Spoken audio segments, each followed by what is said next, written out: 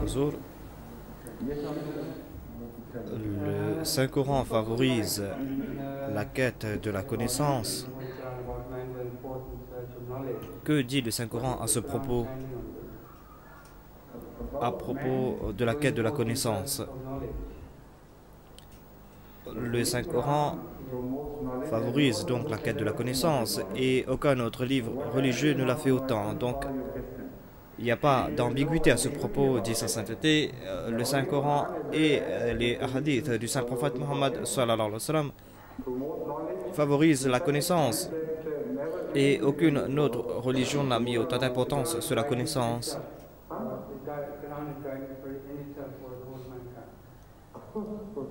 Donc, le Saint-Prophète Mohammed sallallahu alayhi wa sallam a aussi mentionné la Chine, dit sa sainteté. Et cela est très important pour nous. C'est un conseil de grande portée. Donc, le Saint-Prophète a dit que si vous devez chercher la connaissance, même en Chine, vous devez y partir. Parce que la Chine était très éloignée de l'Arabie et aucun Arabe ne pouvait même imaginer visiter la Chine afin de chercher la connaissance. Est-ce que le mot connaissance a été utilisé dans le Saint-Coran? Donc, le Saint-Coran utilise ce mot à plusieurs reprises. Donc, par exemple, il y a l'attribut alim de Dieu, c'est-à-dire qu'il est omnipotent et omniscient. Et si vous mettez tous les livres ensemble, regardez tous les livres révélés qui ont soi-disant été révélés, comptez le mot alim dans ces livres ou tout autre mot qui se lie avec la connaissance, vous allez voir que le Saint-Coran a mentionné ce mot beaucoup plus que les autres livres du passé. Donc ce mot a été utilisé en grand nombre dans le Saint-Coran, les deux mots ilm et alim. Et aucun livre ne peut égaler le Saint-Coran dans ce domaine. Au contraire, tous les livres réunis ensemble ne peuvent égaler le Saint-Coran dans le domaine de la connaissance.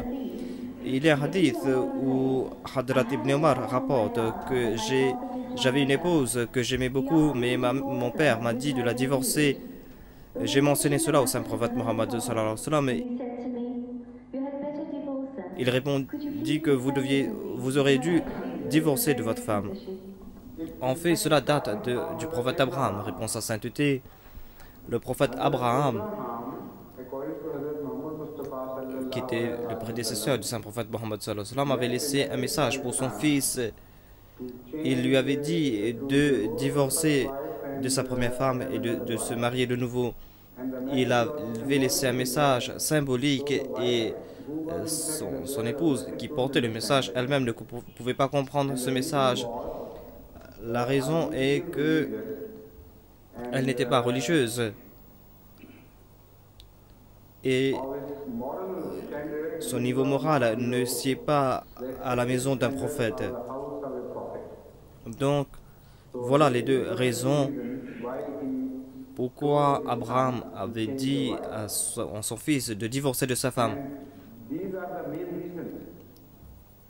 Et un père peut conseiller à son fils de divorcer de sa femme pour ces raisons et de se marier de nouveau. Et le Saint-Prophète Mohammed sallallahu alayhi wa sallam lui-même nous a conseillé que quand vous cherchez une femme, cherchez toujours le temps le din, c'est-à-dire la religion, la foi, la piété. Si un des époux n'a pas le din, alors ce ne sera pas l'homme et la femme qui seront affectés, mais c'est toute la génération qui sera affectée.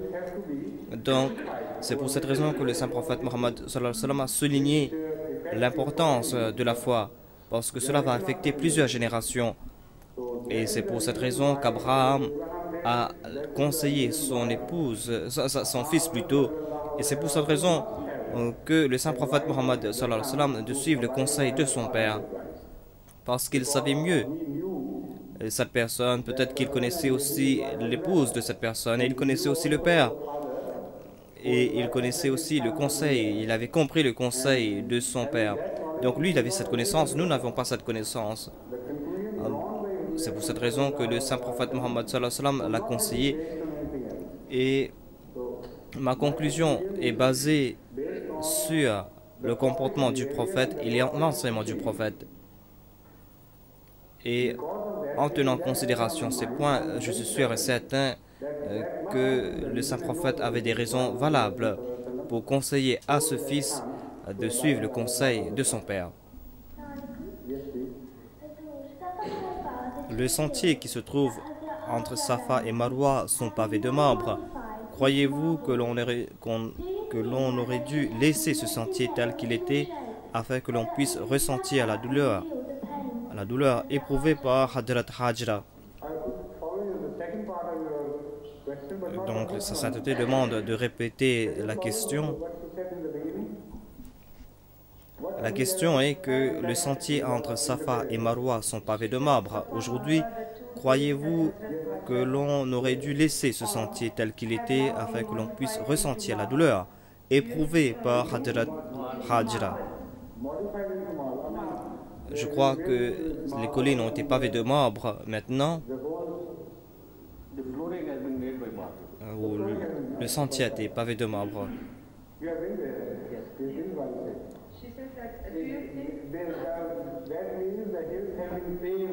C'est ça ce qu'elle voulait demander devant sa sainteté. La question est, est-ce que vous croyez qu'on aurait dû laisser le sentier tel qu'il était? Pourquoi demande sa sainteté.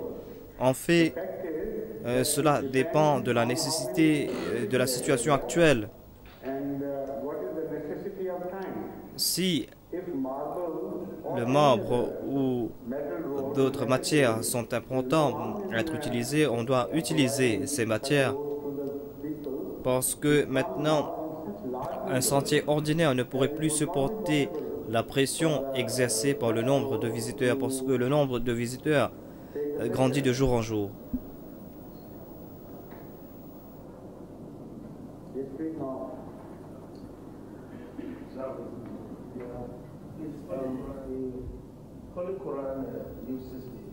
Le Saint-Coran utilise le mot raïb à plusieurs reprises et ce mot a été plutôt commenté dans le tafsir. Dans quel commentaire demande sa sainteté? C'est le commentaire du Saint-Coran présenté par la Jamaat Ahmadiyya, dit le monsieur.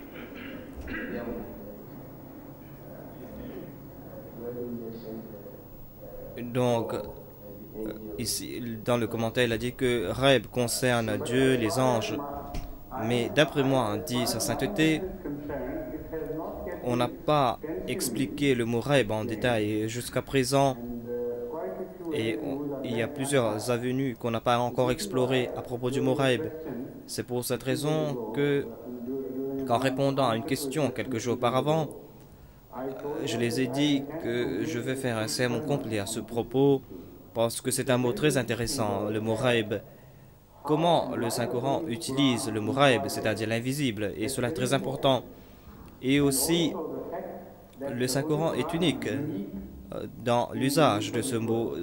Aucun autre livre religieux du passé n'a utilisé ce mot comme le Saint-Coran l'a utilisé.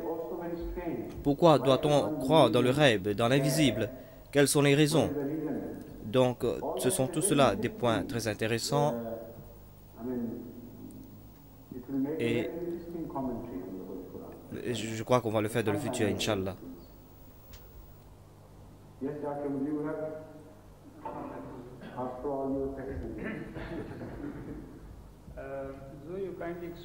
Vous avez expliqué dans une session précédente que après le décès d'une personne, l'âme quitte le corps et le corps est là et le corps va se désintégrer de toute façon. Quelle est la philosophie de laver le corps d'une personne décédée? Et ensuite, peut-être qu'on ne m'a pas informé, mais on m'a dit qu'il n'est pas impératif de laver le corps d'un martyr. Donc pouvez-vous m'expliquer ces deux aspects? Tout d'abord, dit sa sainteté, c'est pas pour le cadavre qu'on lave le corps, c'est plutôt pour respecter les valeurs humaines qu'on lave ce corps Et les valeurs humaines concernent la personne décédée et les personnes vivantes. C'est par respect de la personne décédée qu'on doit le laver afin que les gens qui le visitent ou qui vont le prendre jusqu'au cimetière ne ressentent pas une certaine répulsion. Son corps doit être propre et pur et un corps parfumé.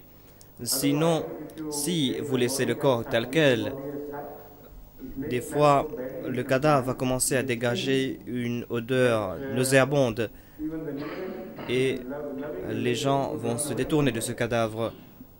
Donc, par respect pour la personne décédée, on doit le laver et on doit l'enterrer de la meilleure façon possible afin que tout le monde puisse se souvenir de cette personne avec respect. Et il faut aussi respecter les sentiments des personnes qu'il a laissées derrière.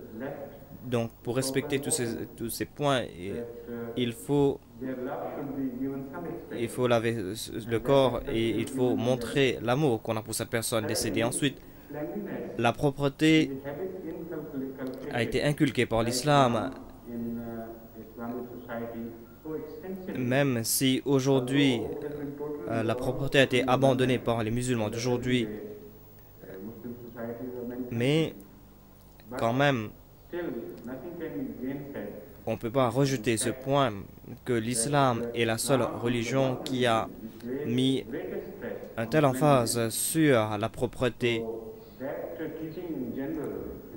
Donc il faut suivre ces enseignements en principe aussi. Ensuite, la deuxième partie de votre question, pourquoi est-ce que on ne lave pas le corps des martyrs? Parce que peut-être que le corps a été complètement mutilé et peut-être que si vous essayez de laver ce corps, cela peut accélérer le processus de la décomposition au lieu de la ralentir. Et en plus, dit sa sainteté, le corps des martyrs sont dans un état très déplorable et il n'est pas convenable de laver ces corps. Il vaut mieux assembler les parties du corps et l'enterrer sans aucune cérémonie.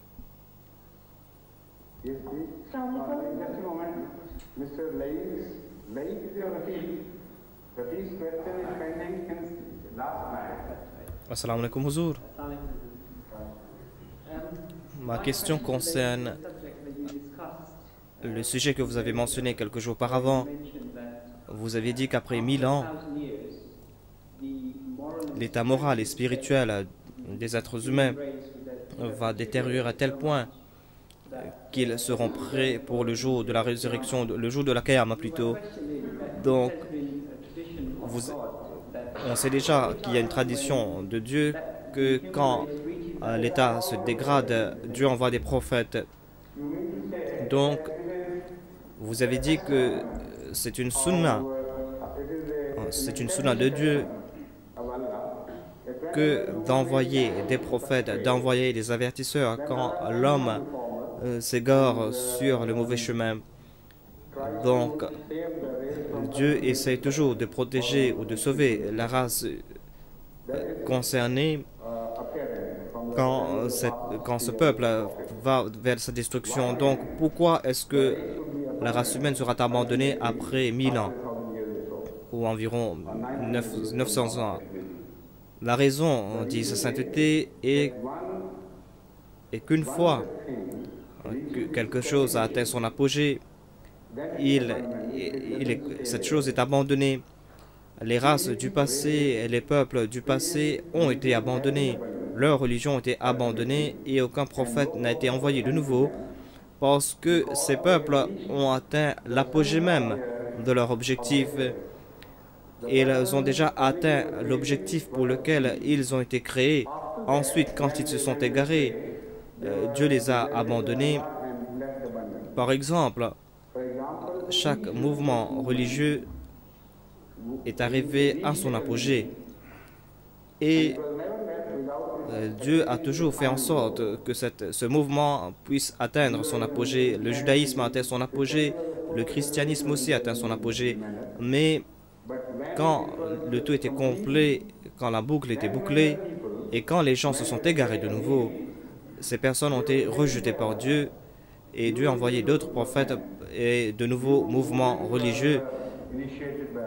Donc, dans le cas du saint prophète Mohammed, sallallahu alayhi wa sallam, cela concerne toute l'humanité, et l'apogée même du message doit être atteint en deux phases, tout comme le Saint-Coran le mentionne. Et les hadiths du saint prophète Mohammed sallallahu alayhi wa sallam parlent à propos de cela. Et il y a la première phase, c'est-à-dire avec la venue du saint prophète Mohammed sallallahu alayhi wa sallam, et ensuite la deuxième étape, c'est avec la venue du Messie, quand toute l'humanité va accepter l'islam en fin de compte. Donc l'humanité, non pas un seul peuple, non pas un seul pays, mais c'est toute l'humanité qui atteint son apogée. Ensuite, quand l'homme va rejeter de nouveau cette religion après l'avoir acceptée, Dieu va rejeter l'humanité en tant que race, et Dieu va les traiter de la même façon qu'il a traité les nations du passé. Il n'y aura pas de différence, dit sa sainteté.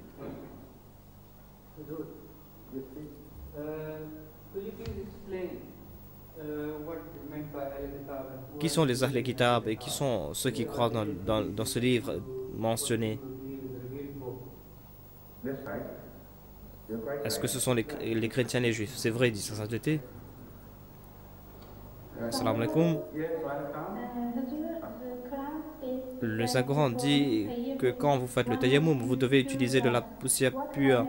Donc, quelles sont les propriétés de cette poussière pure?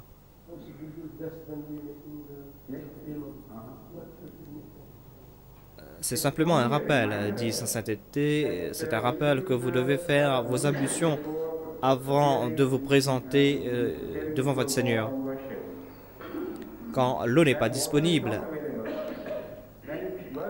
le tayammum n'agit que comme un rappel afin d'attirer votre attention vers la prière, afin de vous faire comprendre que maintenant vous allez devoir vous présenter devant Dieu. Donc vous devez vous concentrer. Sinon, dans la pratique, la poussière n'a aucun effet, à part que cela a un effet de rappel pour attirer votre attention vers le fait que maintenant vous allez devoir vous mettre devant votre Seigneur.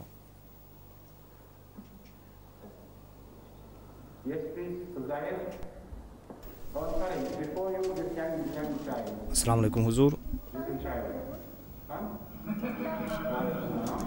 Pourquoi est-ce que vous portez un turban? Vous devez me dire d'abord pourquoi est-ce que toi tu ne portes pas de turban. Donne-moi la réponse, ensuite je te répondrai moi aussi.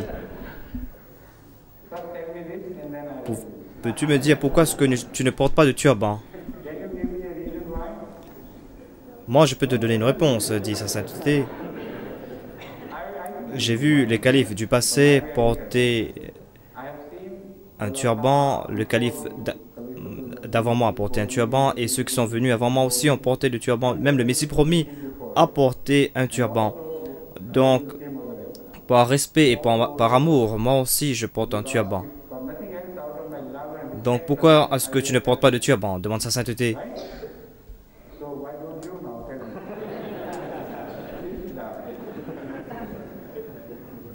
Assalamu alaikum.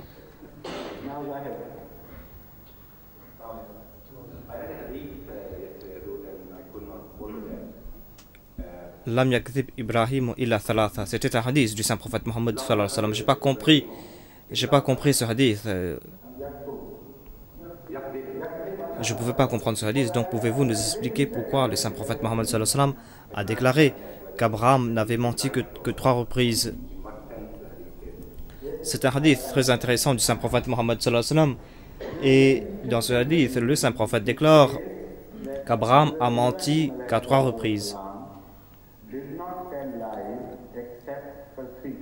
J'ai fait tout un sermon à ce propos, dit sa sainteté. La nature même de ces mensonges, et la nature même de ces mensonges est la clé pour comprendre cette énigme. En fait, ce n'était pas des mensonges. Donc, c'était une façon d'absoudre Hadrat Abraham, d'allégation, dit sa sainteté. Et le saint prophète Mohammed sallallahu alayhi wa sallam est en train de nous dire quels sont ces mensonges attribués à Abraham. Et quand vous étudiez ces mensonges, vous allez voir que ce ne sont pas des mensonges.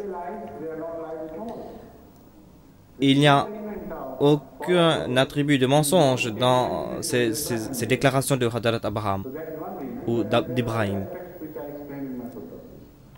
Nous lisons dans la sourate Idha Jaa Nasrullahi wal Fath que le saint prophète Mohammed sallallahu alayhi wa sallam devait faire l'istighfar, c'est-à-dire demander pardon pour les péchés des autres.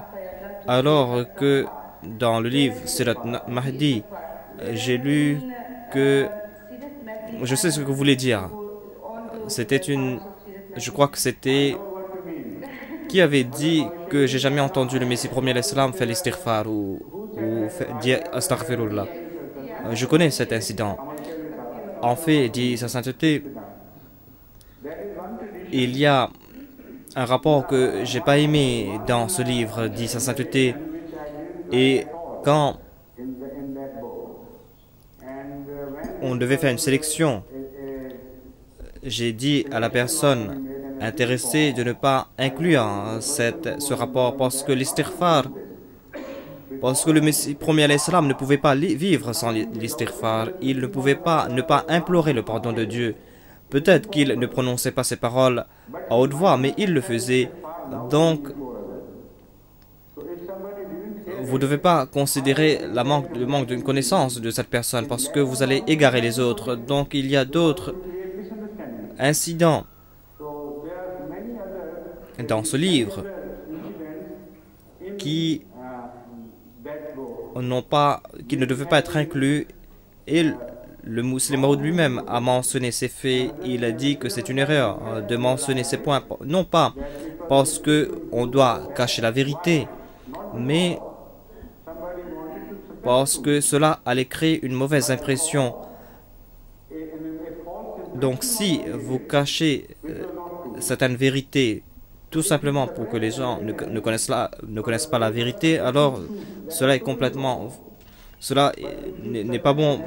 Mais dans ce cas, cela va créer des mauvaises impressions, dit sa sainteté. Donc, vous ne devez pas mentionner cela, sinon les gens seront égarés par ces faits.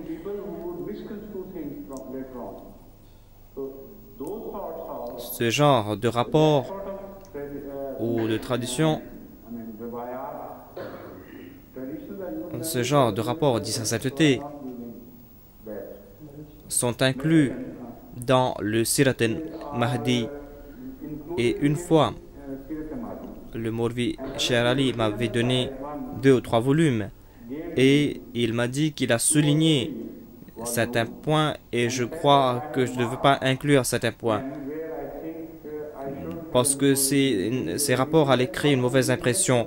Donc vous aussi revisez le tout et dites-moi quels sont les rapports qu'on devait retirer et guidez-moi ce propos. Mais après quelque temps, j'ai retourné ces livres, je ne me souviens pas exactement quels sont les conseils que je lui avais donnés, mais je lui ai dit, et maintenant il y a son fils qui s'occupe de cette tâche. Et je l'ai conseillé et je lui ai donné certains principes. Je lui ai dit que quand vous pensez imprimer un livre de nouveau, c'est malhonnête de retirer certains passages. Donc ne retirez aucun passage. Par contre, faites une version abrégée de ce livre. Et dans cette version abrégée, suivez les principes que je vais vous donner. Incluez certains rapports et retirez certains rapports. C'est tout. Mais je suis content que vous avez lu le tout et vous aviez examiné tous ces rapports.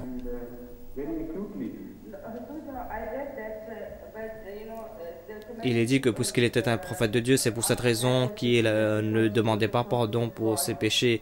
C'est complètement faux, dit sa sainteté.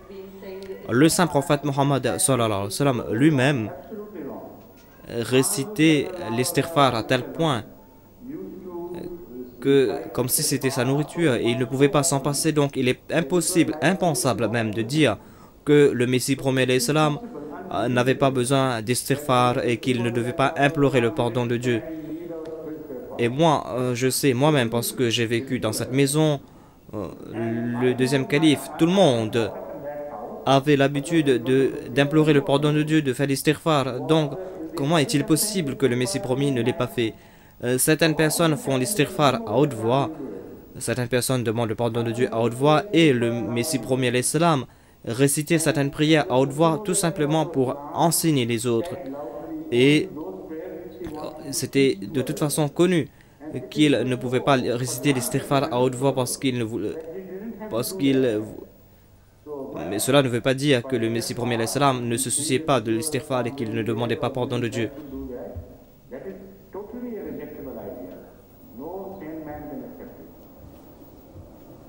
Aujourd'hui, il y a plusieurs écoles de foi en islam, il y a une douzaine environ, et le Masih Maud s'inclinait vers l'école de pensée hanafite. Donc, après la décision du Messie premier l'islam, qu'est-ce qu'on doit faire? Quand le Messie premier l'islam nous a déjà donné son conseil, qui nous a dit que l'imam Abu Hanifa est le meilleur d'entre tous, vous devez suivre son conseil. Donc pourquoi poser cette question de nouveau? Pourquoi suivre un autre imam, une autre école de pensée, dit sa sainteté?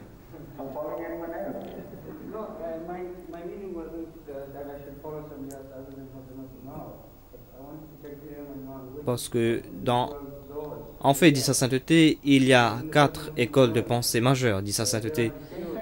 Et je crois que les 12 que vous êtes en train de mentionner ne sont que des écoles de pensée mineures. Les 4 écoles de pensée sont les écoles Hanafites, Hanbalites, Shafites et Malikites. Et ce sont ces écoles qui sont les plus suivies. Et parmi ces 4, le Messie premier l'islam préférait l'école de pensée Hanafite. Il nous a dit que si certains versets du Saint-Coran s'opposent au point de vue Hanafite, alors vous devez rejeter le point de vue des Hanafites. Cela est même le cas si des hadiths contredisent certains verdicts de l'école Hanafite. Et si vous ne trouvez rien parmi le Saint-Coran et les hadiths et que moi j'ai décidé à propos de quelque chose, alors vous devez accepter mon point de vue et vous devez rejeter le point de vue hanafite à ce propos. Et si dans une situation vous ne trouvez pas de principe directeur, vous devez vous tourner vers les ulémas de la Jamaat. Mais comme un principe général, le Messie premier l'islam nous a conseillé de suivre l'école de pensée hanafite.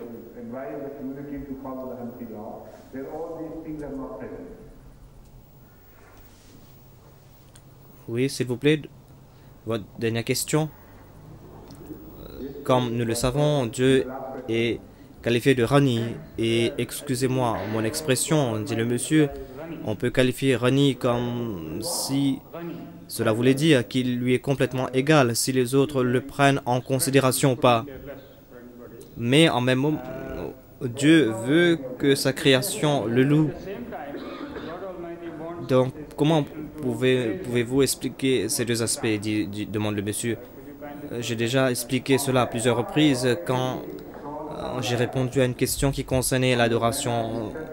Quels sont les modes d'adoration? Quels sont les avantages de l'adoration? Est-ce que l'adoration va aider Dieu ou est-ce que l'adoration va servir les créatures? Donc j'espère que vous étiez présente. Vous étiez présent. Je crois que cela lui était complètement égal, dit quelqu'un de l'assistance. Je ne me souviens pas de cela, dit le monsieur. Donc cela vous étiez complètement égal. Et la deuxième partie, je crois, j'ai déjà expliqué la tribu de Rani. Donc je crois vaut mieux écouter cette cassette de nouveau. Au lieu de répéter la réponse ici, écoutez cette cassette.